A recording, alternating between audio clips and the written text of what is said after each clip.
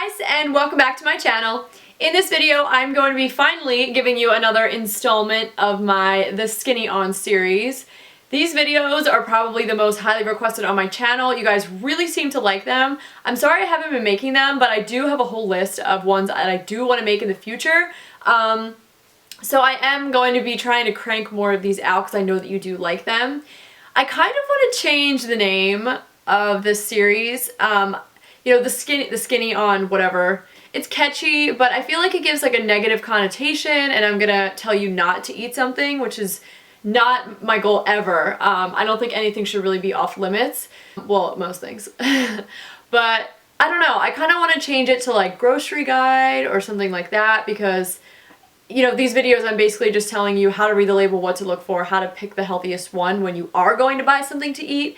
So I don't know, tell me what you guys think. Do you think I should keep the name? Do you like it? Should I change it? And of course, if you have any suggestions, let me know. I'm definitely all ears. So yeah, let me know what you think on that, because I feel like I want to change it, but I don't know what to.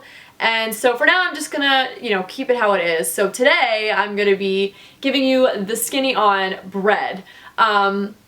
Before I even jump into this video, I am by no means going to be talking about gluten and whether or not grain should be in your diet. Not even going to go there. Instead, I'm going to be talking about what to look for on the label, you know, when you're in the bread aisle and there are like 7,000 in front of you. How do you pick the best one, or, you know, one of the better ones?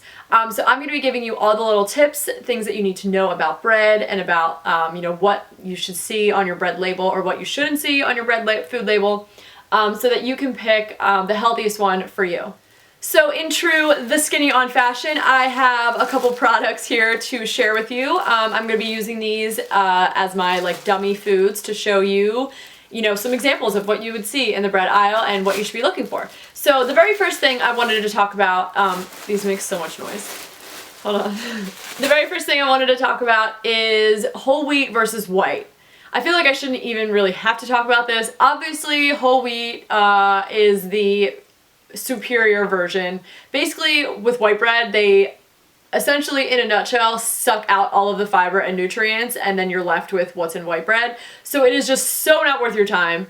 Just do not eat it. Like, it has zero benefits. So that being said, no white bread, stick with the wheat bread. And if you still are someone who likes white bread and you just don't like wheat bread, trust me, just start eating it.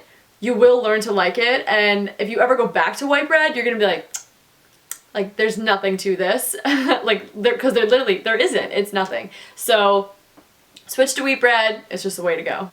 The next little thing I wanted to say about bread is within the US, I'm not sure about other countries, but within the US, it is mandated that bread be enriched. So this basically just means that they add in niacin, riboflavin, thiamine, as well as iron and folate.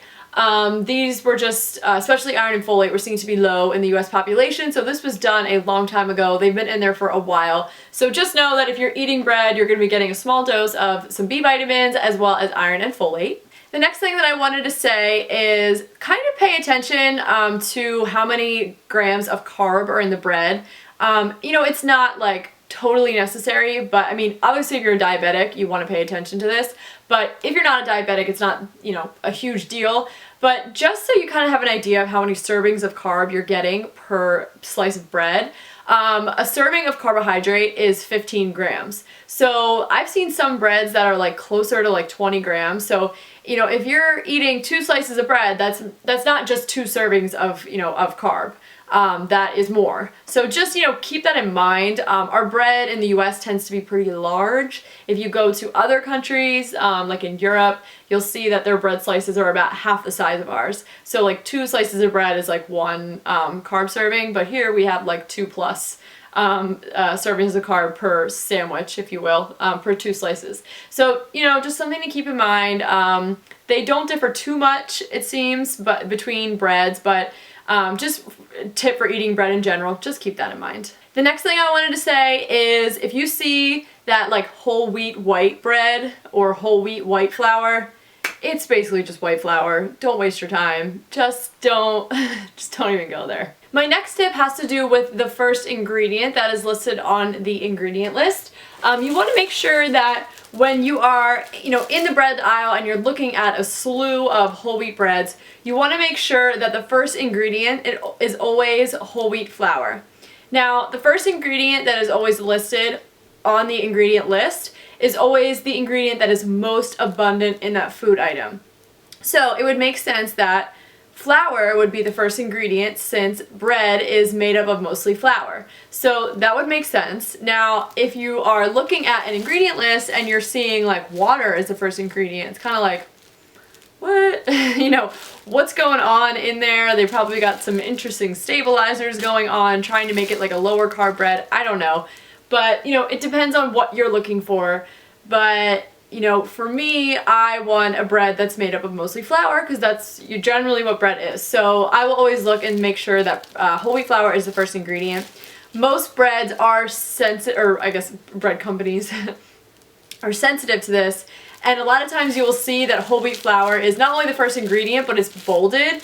And then they might even say, I think this one might say, no, this one doesn't, but one of the breads, when I was in the aisle looking at different ones, choosing some to pick up, one of them did say on the front, like, whole wheat flour is the first ingredient. So, food companies are catching on to this and they're making it more known, but just make sure to always check when you're comparing different breads. Another thing to compare when you're looking at breads is how much fiber is in them. They're probably going to have similar amounts, but the more fiber the better.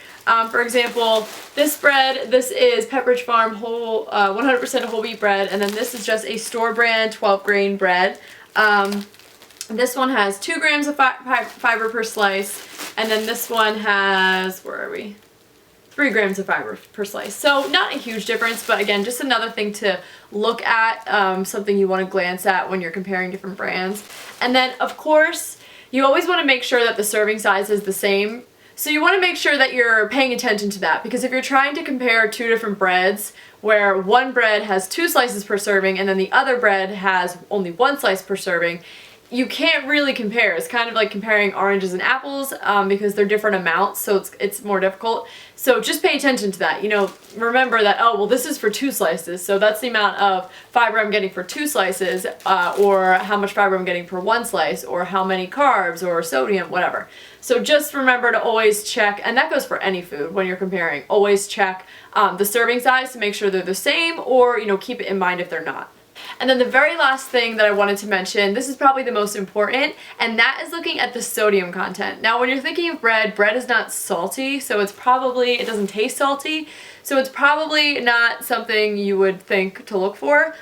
But bread can actually have a decent amount of sodium in it, and you just wouldn't expect it. So, for example, this whole wheat bread, let's look and see, it has 105 milligrams of sodium per slice of bread. So that's good.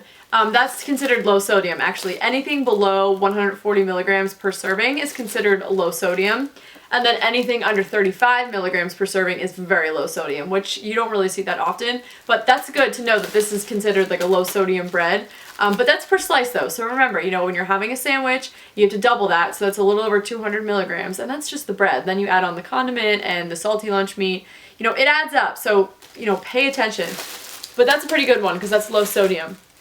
And then this one, on the other hand, the store brand one, this has 190 milligrams per serving. So that's a lot. That's a big difference. That's 85 milligram difference.